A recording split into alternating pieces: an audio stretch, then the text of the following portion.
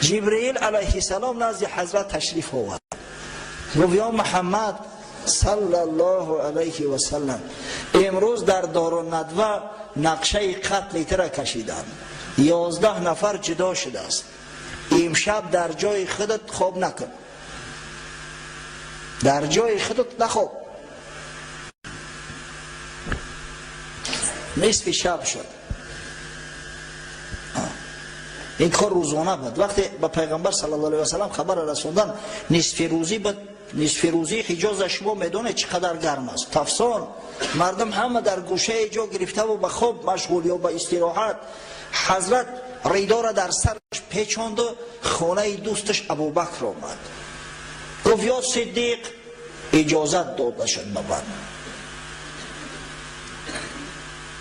هجرت میکنیم. حضرت ابوبکر گفت یا رسول الله من هم اجازت همراهی و مرافقت دارم. گفت بله. صدیق اکبر از شادی گریست. به هر کس میسر نمی شود همراهی و مرافقت حبیب خدا محمد صلی الله علیه و سلم. گفت یا رسول الله دو شتر 6 ماشید نگه بین دارم، خاصتا برگ درخت موز براشو میخرونم که قوت بگیرن، شترهای جومس شدگیان. حضرت گفت آماده باش. شب میومن است. نصف شب بعد گرد خانه حضرت احاطه شده است. حضرت علی کرم الله وجهه گفت در جای من خواب کن، نترس. گفت خداوند محافظی تو است.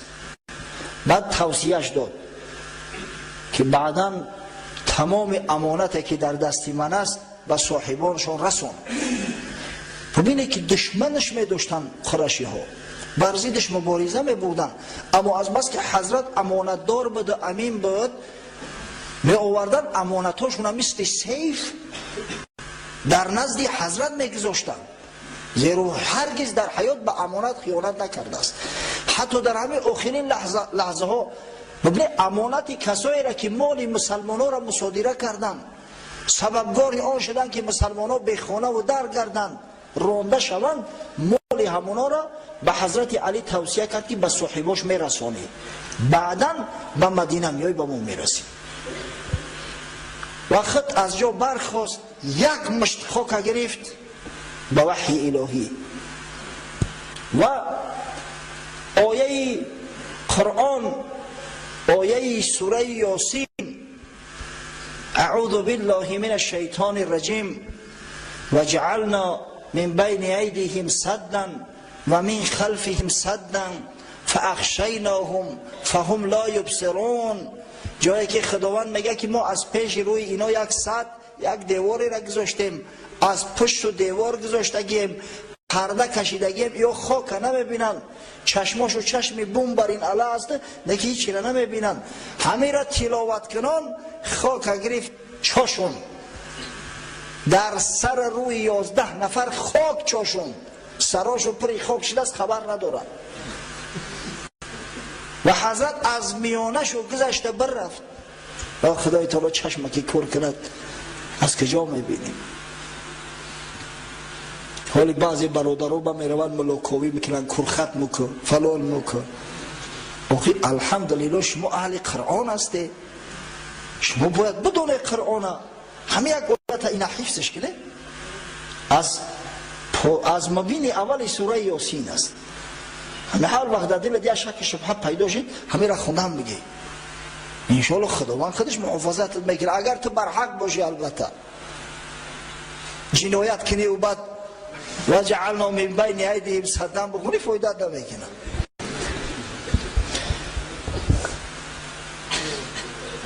مردم استادیان در گردی خاندان پیغمبر صلی الله علیه و سلم منتظر. این حضرت علی رام یک ردای سبز از پیغمبر صلی الله علیه و سلم بود، همون را در سرش کشیده است. خوب نگاه میکنن، میگن حضرت خوب است. یک وقت یک شخصی اومد، او شخص همراه اینا در این سوی قصد ظالمانه شرکت نداشت. گفت کی را نگه داره در این میشب، خوب نمیکنه؟ گفتن ما منتظر محمد هستیم صلی الله علیه و سلم. گفت رو تو درگور فریب خورده، احمق شده. این سر تو در خاک گم، شما نوبت پاده تو به چی هستید در خاک گم هستی؟ من فکرم گفت در سر تو خاک چون احمق تو کرد ای بین تو گذشت برفت. قسم به خدا نبودیدمش گذشت برفت. اما باورش نکردم. تو دیوونه ای، تو چی؟ یک نفر مونه خواب برده از خیلی، 2 نفر 11 نفر چشما الان نگه داریم چه خیلی بینیم و میگذره. با از سراخی در نگه هم بکنن که خواب است. توقی در موضوع در همون بیشتری حضرت یک از خواب است در سرش لطه سبز بستگی. عقلشو کار نکرد، قریبی دمیدن صبح صادق شد. بعد به طاقت شدن که آخی عادت حضرتی نبود که تا صبح صادق در خواب ماند. صبح ندمیده میخیست، در سلسی سهوم میشه بلکه بخیست. از همه خاطر سراسیمه در اومدن وقتی که چادر از سری حضرت علی کشیدن دیدن علی پسر ابو طالب است. گفتم محمد صلی الله علیه و سلم کجاست؟ گفت من اگه میدونم. کشان تا نزد خانه کعبه آوردنش، حتی در داخل خانه محکمش کردن، 1-2 شلاقش هم زدن در حالت غضب. بعدم به جستجو پرداختن. اما حضرت صلی الله علیه و سلم شبانه وقتی که از نزد اینا خارج شد، نزد دوستش صدیق آمد و از دریچه پنهانی حولش خارج شدن و به سوی شمال، به سوی مدینه نه، بلکه به سوی جنوب از مکه، به سوی یمن رهسپار شدند. 5 میل راه رفتن. این 5 میلش قریب 10 کیلومتر می شود و با کوه ثور رسیدن. کوه ثور حاجی ها می دونن. حاجی ما با یک زعمی دارن که تو بالاش نبروین یا زیارت نکنن، اما خورا دلش آرام نمیگیرن و از همون کوه بالا شدن. خیلی مسافه طولانی است. من که اندازش نکردم شاید 4-5 کیلومتر بلندی باشه ارتفاعی که، اما پیرهش همین خیلی پیرهی مشکل دشوار. امروزها برای آنکه حاجی ها برومده بتونن بعضی جهود پیره درست کردن و زینه کردن، لیسنیسش کردن. اما او زمان هیچی نبود. تصور کنید همه سنگهای تفسان، سنگهای تیز در پای حضرت صلی الله علیه و سلم صدیقی دوستش، کفشهای بیجان، کفشهایی که فقط از یک پوستی تنگ عبارت است. این تصور کنید که تای محسی در بالای سنگها راه بگردی احوال چی می شود. با عذاب و مشقت راه طی کردن. باز حضرت به خاطر آنکه ایزش در زمین نمونه، زمانهای پیش ایز شناسا زیاد بدن، اکسپرتا بدن، برای ایزش در زمین نمونه بربری پا راه میگشت، پاها آبیله کردن. حضرت ابوبکر صدیق همون 100 متری بالا را پیغمبر خدا صلی الله علیه و سلم در دوشش گرفت، پشتواره کرد. خشا به حال بنده خدا که خداوند این شرفی بزرگ از براش عطا کند. سبحان الله. نزد غار آوردش، همون غاری که حاجی ها می روند زیارت میکنن. گفت یا رسول الله ذره صبر که من داخل غار ببینم، مبادا خدای نکرده یکون جانداری نباشد. داخل غار است. در غار عادتا حیوانات خونه میکنن، خزنده ها هستند، درنده ها هستند. وقت داخل غار شد، تمام غار را لمس کرد با دستاش، باریداش شکی تازه کرد، نگاه کرد، یک سوراخی دید. ایزاری خیچه یک حیشه شبرید و لطه را گرفت، همون سوراخی را محکم کرد. بعد گفت یا رسول الله صلی الله علیه و سلم غار آماده از داخل شد. ناخواست چشمش افتید یک سوراخی دیگر اکه همه ایزارش برآورده و سوراخی را محکم کرده نتونه، با کف پشت سوراخی را زیر کرد. حضرت آمد، از بس که بسیار مانده شده بود، پاهای مبارک همه ورم کرده است، آبیله کرده است، سرش در بالای زانوی دوستش گذاشته به خواب رفت. همین وقت در داخل سوراخ مار بوده است. پای حضرت صدیق گزید. دیگر از شدت درد عقب می ترسد که داد و فغان کند که مبادا رسول الله صلی الله علیه و سلم ترسیده از خواب خیزد. از شدت درد اشک از رخسارش جاری شد بر ریشهاش در رخسار مبارک پیغمبر صلی الله علیه و سلم اشک چکید که حضرت بیدار شد. نگاه کرد صدیق اکبر، این جوانمرد شیر خدا گریه دارد. گفت یا ابوبکر چی شد؟ گفت یا رسول الله چیزی پا بگزید. حضرت گفت پا بیار. پا را کشید برآورد، در بالای پاش توف انداخت، با توف دهن خودش با دست مبارکش همون موضع گزیده را شکید. سبحان الله، جایی که آب دهن رسول الله صلی الله علیه و سلم اگر رسیده باشد، چه جای عذاب و شکنجه و درد دنیوی، آتش جهنم انشاءالله بر بدن حرام میگردد. حضرت مولوی قصه میکند از انس فرزند مالک آمده است که به مهمانی او شخص شده است. از انس ابن مالک میگه روایت میکنند که یک شخص روز مهمان انس ابن مالک شد. صحابه پیغمبر مهمان نواز بودن، مهماندار بودن، زیرا مردم هر کی به مکه و مدینه می آمد اول در جستجوی صحابه پیغمبر می افتاد که یک سخن از اونو بشنویم، یک علم از اونو بیاموزیم. یک شخص میگه یک روز مهمان انس ابن مالک شد. او حکایت کرد که از بعدی طعام دید انس دستارخوان را زردفام، چرکین و آلوده. گفت ای خادمه اندر افکن در تنورش یک دمه. همون شخص روایت میکند که بعدی طعام خوردن دسترخوان چرکین شد. خش شوربای روغنی باشه اگر بریزونش البته داغ میزنه. دسترخوان خودش دسترخوانی سفید تازه آزاده خشرو، بعدی طعام خوردن بسیار چرکین و آلوده شد. حضرت انس به همون غلام زن به کنیزه کش گفت بر همیره در درونی تنور به انداز. در تنور پرز آتش در فکند، در زمان دستارخوان را هوشمند. این زنک هم گرفته برد دستارخوان درون تنوری پری علو انداخت. جمله مهمانان در آن خیره شدند، انتظار دودی تندوری بودند. مردم همه حیران شدند که این یک مولی خوبه چی به حیف کرد. آخه چرک شده است میشوانش توزه میشوه.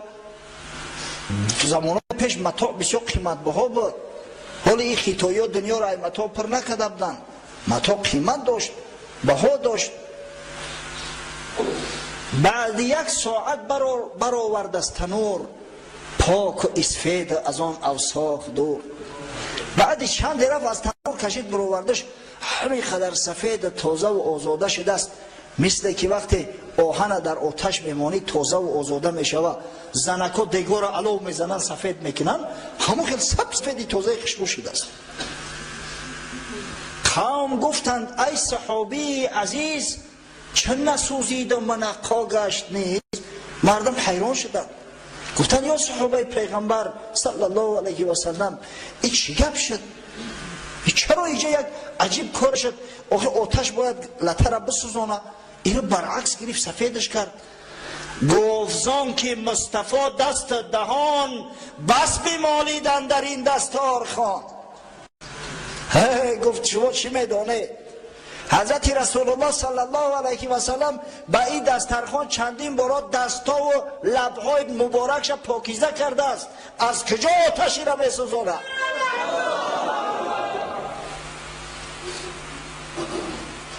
ای دلی ترسنده از رنج عذاب، با چنین دست لب کن اقتراب.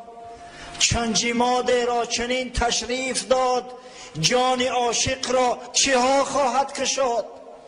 و مردی ترسنده و لرزنده از آتش جهنم، خاک پای محمد صلی الله علیه و سلم شو. وقتی که آب دهن این حضرت یک جسم منجمدی به جان از آتش نجات داد، شخصی که عاشق محمد است، دوستدار محمد است، شخصی که پیرو محمد صلی الله علیه و سلم است، شخصی که احیا کننده سنت حبیب خدا محمد صلی الله علیه و سلم است، آتش جهنم خداوند بر او حرام میگرداند.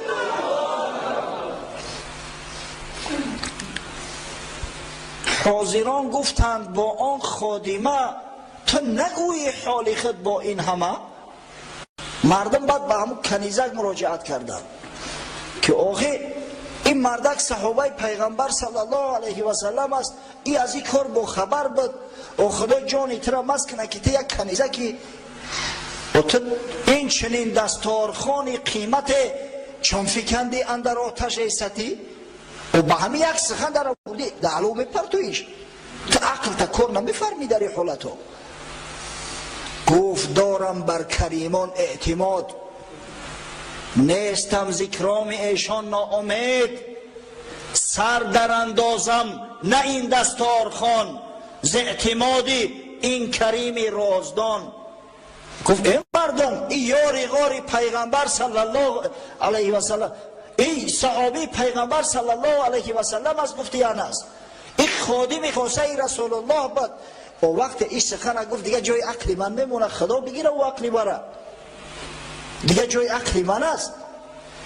اگر قسم به خدا میگفت سر تبره در تنور به انداز میانداختم، چی برسه به یک لطه.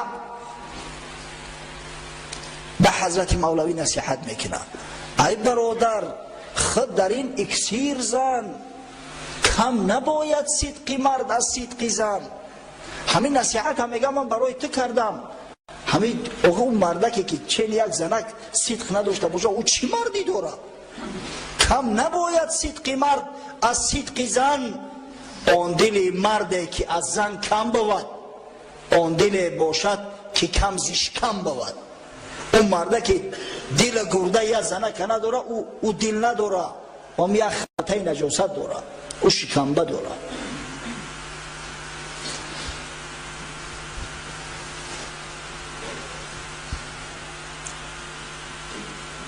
سالی 2007 بعضی حجی برادر هم جدیده استم، هم سالی 2007 همراه ما بودن،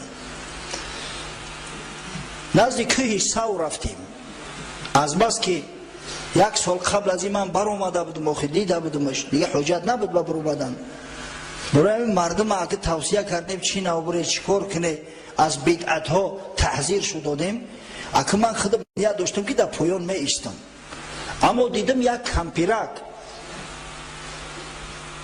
کمپیرک همراه یک نواسش رفته است، یک نبیرش. خدا جان نواسش هم است کنه که اون نواسش هم خطی به همون یوشا لغت کرده است، برفت است قدم به قدم این کمپیر میکنه که جانش عذاب میتوقی مونده است. کمپیر خطی یک زنک، او زنک خطی شوهرش بود والله اعلم یا که خطی برادرش بود، شریک شده است. حال زور او کمپیر دیدم عینکاش 11 اگه شما تصور کنید، همین چشماش همین قدر کلون میتوای عینک 11 دقیقه چشماش هم میبینی میترسی. بیچاره یک پاش با لنگون. من گفتم این به هیچ وجه اوجا نمیرسه.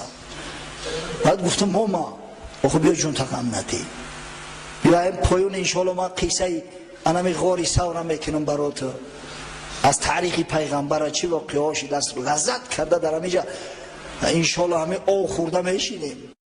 چای دسترس کردن مشکل تره نه که آب بسیار بود. گفت نه بچه همه برو. خیلی من گفتم شاید همه یک کمی کوشش کنه و بعد جونت که جون سرک شدی بعد از بری کوشش همه گذاری. اون مرده گفته سر و قوقکی به تروشه که من مردم نمی سرش تروشی دیان ایواش رفت از کمتر ترش که در ترکیب خود مکان کم نومردی رم داره دیگه. از خفای همون کمپیر آهسته آهسته آهسته آهسته باور کنی همون که برو من سبحان الله جون تقام نته. گفت نخو پیغمبر نازنین ما برمده باشه و من نبرم. آقا ما گفتم تو عاجز هستی، پاد بود یک پاد لنگ بود است. گفت اگر همین پام ای کار مونه به همین دندانام قپیده میبرم، با ناخونام کرده میبرم، نخوام همین جا بیام بالای غار نبرم، همون غار نبینم. سبحان الله. حقیقتا برمدن در برمد خدا جان شماز کرد. بعد 2 روز دیگه حرم دیگه نماز خونی اومده نتونست. نکی برمد زعمی را داخت از فرد محبت. قیصه کوته این واقعه 27 سفری سال 14 بعثت بود، برابر به همون سال 1 هجرت، و موافقت میکند به 13 سپتامبر سال 622 میلادی، شب جمعه بود.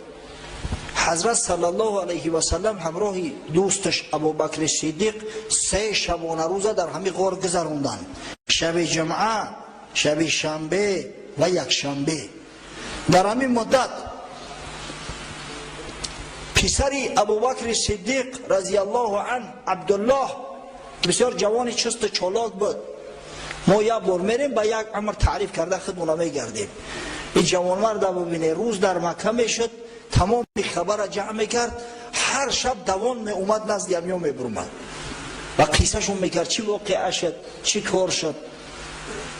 یک شخص بود با نام عامر ابن فحیره، غلام آزاد شده ابوبکر صدیق. این غلام بود، حضرت صدیقی را خرید از صاحبش آزادش کرده بود. و عامر ابن فحیره گوسفندای صدیق اکبر را میچراند در بدل شیر و پشم، یعنی در عوض همین محنت شیر و پشم میگرفت، گوسفندا را نگهبین میکرد. عامر ابن فحیره را گوسفندا را نزدیکی همو کوه ثور راند آورد. با هر وقتی که عبدالله میفرامد و سحر به مکه میرفت، این گوسفندا را یک بار میگذراند به همونجا تا اینکه پای قدم عبدالله پسر ابوبکر نیست شود، ایز نگیرند، زیرا که دشمنان در قصد جان رسول الله صلی الله علیه و سلم بودند. میدانستند که چی پیش آمدهای اینا را انتظار است. با مجرد گم کردن حضرت در تمام گرد اطراف در 4 ناحیه شهر نماینده گذاشتند و پست گذاشتند و هر کسی که داخل میشد و خارج میشد بسیار تفتیش میکردند جدی. از این گذشته پیشناسای معروف عرب جمع کردند و جستجو پرداختند. از جمله حتی ببینه این راه یمن است، همین کوه ثور، همین طرف هم آمدن، بالای کوه ثور برآمدن. حضرت رسول الله صلی الله علیه و سلم همراه صدیق دوستش نشسته بود. ناخواست ابوبکر صدیق سرش برداشت که پاهای یک نفر از همین مشرکای جوینده را دید. گفت یا رسول الله اگر یک نفرش همین پاش نگه کنم ما را میبینه. حضرت گفت یا ابوبکر لا تخف. ابوبکر گفت نترس، و تو در پهلوی حبیب خدای تا که میترسی؟ خداوند نگهبانی تو است. ما ظنک باثنین الله ثالثهما. چی گمان داری در حق دو دوست که سیم شو الله ذوالجلال است، محافظ نگهبان شو الله ذوالجلال است. اگر از همین بولاد بگذارم پاتم که زیر کنه نمیبینند. خداوند چشمشون کور کرده است، اونا امکان دیدن تر ندارن. قیس کوتاه 3 روز 3 شب در غار سکونت کردند، از همون شیر گوسفندا استعمال میکردند. همچنین دختر بزرگ ابوبکر صدیق اسما رضی الله عنها، این اسما بعدتر زنی حضرت زبیر ابن عوام می شود و اینا خودش ببینه خدای تعالی که بتاتا نیتمیتد. پدرش مسلمان، باباش ابو قحافه مسلمان شد، شوهرش مسلمان. اکه مسلمان مایلش صحابی های پیغمبر بزرگترین ای آمد، خود صحابه زن، پدر صحابه با چی صحابه ابوبکر صدیق افضل امت، باباش ابو قحافه در سال فتح مکه اسلام آورد صحابه. فرزندش صحابه، فرزندش حتی درجه صحابگی را دریافته است، عبدالله ابن زبیر رضی الله عنهما.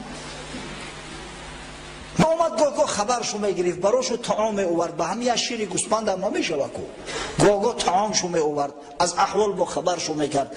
نهایت شب دوشنبه 1 ماه ربیع الاول موافق به 16 سپتامبر سال 622 شخصی که حضرت ابوبکر صدیق شترا را در اختیارش گذاشته بود و همراهش در همون موضع واخری را تعیین کرده بود، یعنی عبدالله ابن اریقط لیثی که بسیار شخصی راهدان و کاردان بود، مسلمان نبود، نه که راهدان که بود، ابوبکر صدیق همراهش شرطنامه بسته بود. شترها را در همون موضعی لازمه آورد، دو شترها. حضرت صلی الله علیه و سلم همراه دوستش ابوبکر صدیق پایین شد، در بالای شترها سوار شدند. عامر ابن فحیره هم گریان شد، گفت امکان داره که من قطعی شما برم، در اینجا من چی کار میکنم؟ با چه راه و وسیله من میتونم که بعد به مدینه منوره برسم؟ بسیار عاجزم، کم بغلم. حضرت ابوبکر صدیق بسیار مردی رقیق القلب بود. گفت یا عامر بیا در پشتم بشی، حال ما در ماشین خالی کلوب میریم، یک بیچاره که در راه موندگی همون را نمیگیریم که صحبتی بین خودی داریم، چی در کاری قطعی باشه. تصور کنید که 500 کیلومتر راه باید برم، بالای شتر خودش تنگ، با عامر ابن فحیره را گفت بپر در پشتی من سوار شو، همراهش گرفت حضرت و 4 نفر عازم راه شدند. از بس که عبدالله ابن اریقط راه خوب میدانست، در ابتدا به سوی همون جنوب به سوی یمن یک چند کیلومتر روانه شد، بعد راه طرف غرب کرد، سوی غرب گشت، سوی ساحل بحر احمر و بر راههایی که مردم نمیدانستند، با مردم آشنا نبود، شناس نبود، حضرت صلی الله علیه و سلم به سوی مدینه منوره برد. در راه بعضی واقعه ها شده است، بعضی کارها شده است. افسوس و صد افسوس که وقتی ما را بسیار تنگ است، وقتی دعا کردن هم نزدیک شده است. انشاءالله در همینجا صحبت خود قطع میکنیم و هفته آینده اگر خدای بزرگ امکان مبته انشاءالله از همه جایی که صحبت رشتهش قطع کردیم ادامه خواهیم داد. پروردگارا، محنت و مشقت و رنجهایی که حبیبت محمد صلی الله علیه و سلم و اصحاب بزرگوار آن حضرت به خاطر انتشار دین مبین اسلام انجام داده‌اند، برای امت آخر زمان، برای امت عصر 2021 نمونه عبرت قرار ده.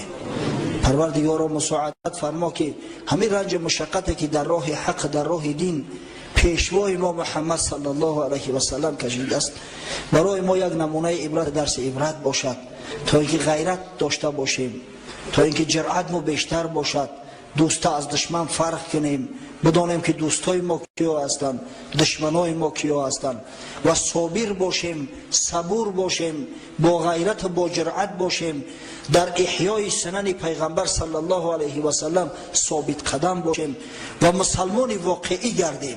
افسوس و صد افسوس که مسلمان جغرافیایی زیاد است، اما مسلمانای واقعی را کم می‌بیند شخص. مسلمان واقعی باشیم که همیشه تا آخرین لحظات حیات صادق به قرآن عظیم شان، به احادیث رسول الله صلی الله علیه و سلم و اجماع امت اسلامی قائم و استوار باشیم. ربنا افتح بیننا و بین قومنا بالحق و انت خیر الفاتحین برحمتك یا ارحم الراحمین.